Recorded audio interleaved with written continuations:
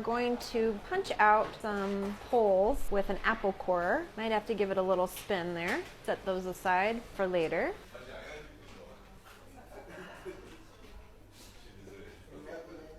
So now that we have all of our holes punched out, I'm going to use a box Tupperware, place it over like so, and just press down to cut out the size that we need for our sandwich. And we'll set this ham aside for later use. So I'm going to add some Italian spice to the ham. And then we're going to place the lid on and just give it a good shake.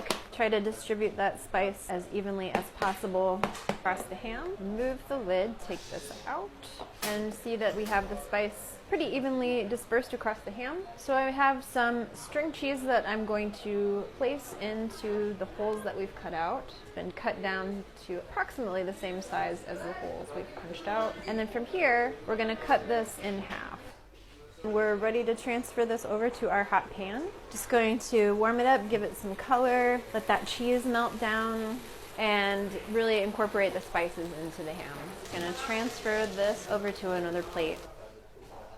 So I have a loaf of bread that is unsliced, kind of similar to a Texas toast style bread. And we're going to want to cut this into large slices.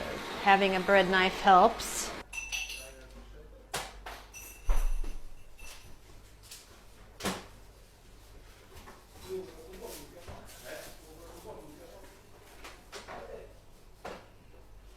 Set those aside to drain and take one that has cooled off, and we're just going to cut about 3/4 of the way down in the bread, and we're just going to do like a 3-sided square rectangle shape here. Once you have 3 sides cut through, you just are going to lift this part up, sort of like a hinged box lid that we're going to fill with all sorts of delicious things coming up.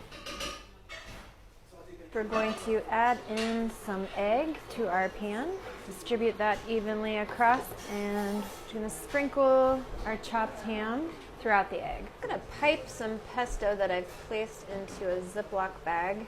So once your eggs are almost completely set on both sides, we're going to add one of our squares of ham to the center like so.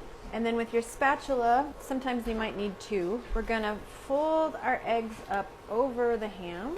It's okay if it tears just slightly.